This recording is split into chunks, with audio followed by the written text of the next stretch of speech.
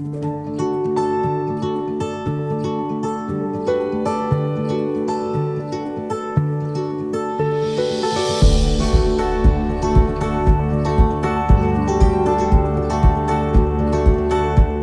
le plaisir d'accueillir Laurent Sciarletta. Laurent Sciarletta, j'y tenais parce qu'on a entendu parler plusieurs fois d'intelligence artificielle, on a entendu parler de robotique, on a entendu parler de jumeaux numériques. Et j'ai demandé à Laurent s'il pouvait nous exposer ce qu'étaient les jumeaux numériques. Jumeaux, Laurent est spécialiste des robots, de l'utilisation des drones, et en particulier, il connaît les jumeaux numériques. Je vous remercie pour avoir été invité et puis aussi parce que ça me fait très plaisir de revoir les personnes qui m'ont donné envie de faire de l'informatique alors que j'étais plutôt parti pour faire de la physique. Donc voilà, ils se reconnaîtront, ils sont dans la salle. Et donc effectivement, les jumeaux numériques, c'est un terme à la mode, enfin, même si ça date des années 2000. Et nous, on l'utilise beaucoup parce que dès qu'on veut travailler sur des systèmes où il y a et le monde physique, le monde réel, et puis des calculateurs et qui doivent se mélanger, c'est des systèmes qui sont difficiles à modéliser, mais c'est l'objectif. C'est-à-dire qu'on veut pouvoir éviter finalement de laisser des personnes, d'abîmer des usines ou de prendre des risques avec du matériel quand on peut faire de la simulation. Et en fait, le jumeau numérique, c'est l'étape d'après. Ça va être sur ces systèmes très complexes. En fait, on veut pouvoir finalement avoir un modèle, alors c'est un ensemble de modèles, etc., qui va, donc une simulation qui va tourner et qui va permettre à tout moment, en temps réel, finalement, de savoir ce qui est en train de se passer sur l'installation, par exemple, industrielle.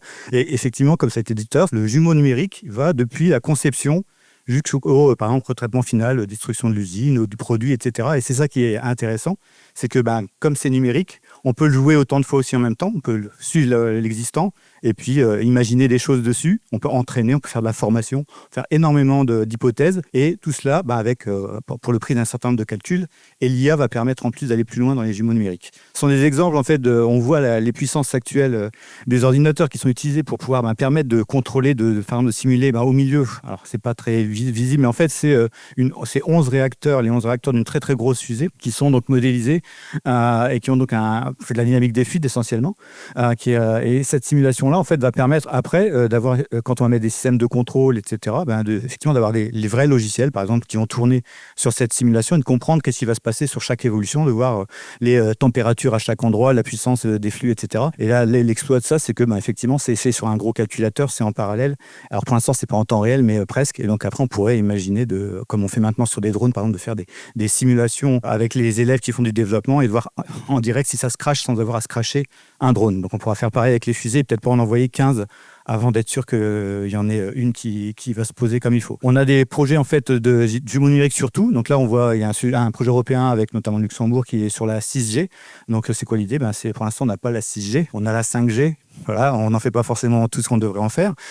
Et donc la 6G, comment on envisage le futur, comment on peut développer, déployer une partie des technologies maintenant, des concepts, etc., pour que quand elle va se mettre en place, en fait, en même temps que la technologie se déploie, elle se développe, et en même temps, à côté, on a des modèles qui tournent et qui permettent de simuler, de construire, de surveiller, etc. Et puis, voilà, les jumeaux numériques, on a parlé aussi un petit peu non, pas trop parler, mais de l'environnement, il faut toujours en parler un petit peu. Donc, on essaie de faire des jumeaux numériques de nos environnements en général et de la Terre en particulier. Et ça, c'est toutes des choses très récentes. C'est-à-dire que c'est la semaine, c'est les news de la semaine dernière. Donc, l'Institut Max Planck qui a réussi à avoir une précision. Il y a 336 millions de cellules. La Terre est mappée sur 336 millions de cellules.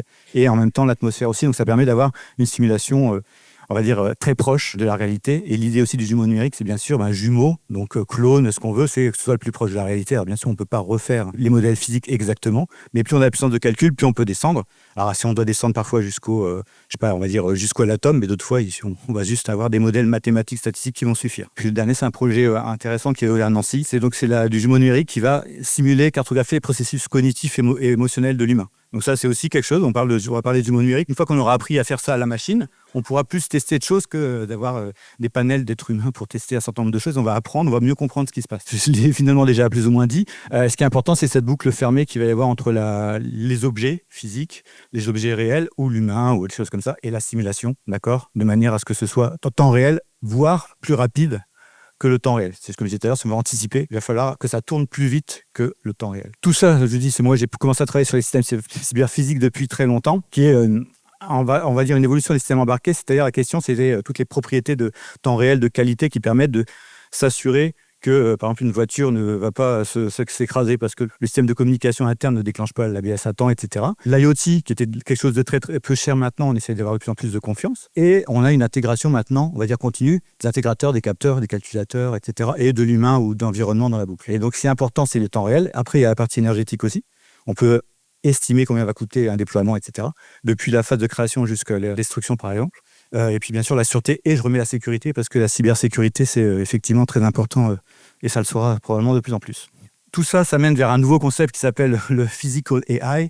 Parce que je vous dis, ces systèmes cyberphysiques, moi, je vois un robot, n'importe quoi, une usine, c'est un système cyberphysique, on va dire, quand il a interaction avec l'environnement, pas juste quand il va... Maintenant, on fait des cobots, je ne sais pas si vous avez entendu, ce sont des robots collaboratifs où, entre guillemets, on peut passer dans leur environnement de travail sans risquer sa vie. Qu'est-ce qui se passe maintenant? L'IA, on en a beaucoup parlé, on parle beaucoup de LLM, de choses comme ça, des choses qui vont tourner dans le cloud ou qui nécessitent beaucoup de ressources pour tourner.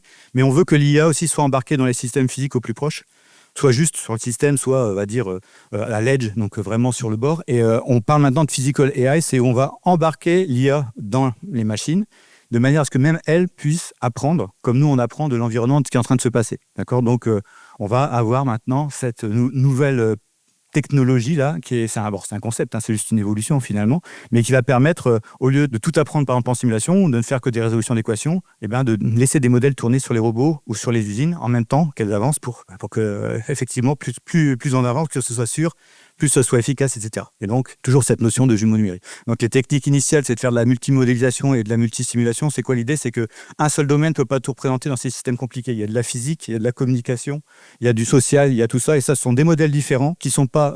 certains sont purement mathématiques, donc sont purement algorithmiques.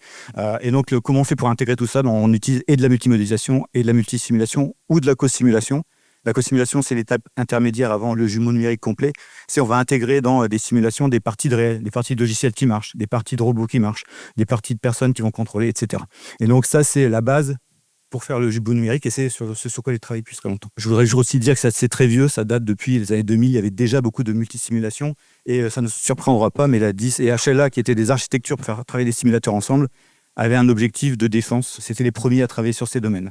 Et moi, j'ai travaillé sur Exist et Mexico. Voilà. Ça, c'est mes travaux en ce moment. Donc, c'est déployer des CPS et embarquer l'IA au plus près. Donc, ça, c'est de la robotique autonome. C'est extrêmement intéressant. Quand on fait de la robotique, on peut tout faire en simulation. La simulation est plus ou moins précise. Donc, souvent, c'était compliqué de faire passer de la simulation à la réalité. Et l'avantage du jumeau numérique, comme l'usine que vous voyez en haut, c'est que et l'usine, et l'environnement, et les processus, et les robots sont complètement modélisés de manière suffisamment précise pour que vous entraînez un robot, une flotte de robots, ce que vous voulez, sur cet environnement-là. Et le même modèle va tourner après directement sur le robot. Et avec quelques ajustements, normalement, ça devrait être opérationnel. Donc voilà, c'est un peu les attentes actuelles. Et le futur, c'est de dire que tout ça va permettre d'anticiper qu'est-ce qui va se passer à demain. Donc, quand vous avez une usine qui tourne, avec un jumeau numérique, vous avez ce qui se passe en ce moment. Et vous pouvez mettre énormément d'hypothèses en même temps pour dire qu'est-ce qui se passe si j'ai un événement rare, est-ce que ça va devenir grave ou pas, etc. Et on peut avoir des hypothèses comme ça, de plus en plus performantes. Et l'IA permet aussi d'avoir des modèles physiques très compliqués qui tournent maintenant sur des environnements beaucoup plus simples.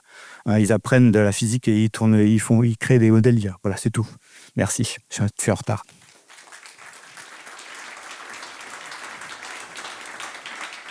Merci. Et un intérêt majeur, effectivement, du jumeau numérique, vous l'avez tous compris, c'est que dans le jumeau numérique, si on dispose d'ordinateurs suffisamment puissants et rapides, on est complètement maître du temps, ce qui n'est pas le cas du système réel, qui, lui, doit fonctionner en temps réel, ni le système de pilotage qui doit piloter en temps réel. Donc on peut anticiper, on peut contrôler aussi au fur et à mesure, et on peut prévoir des catastrophes quand on l'a vu. Merci.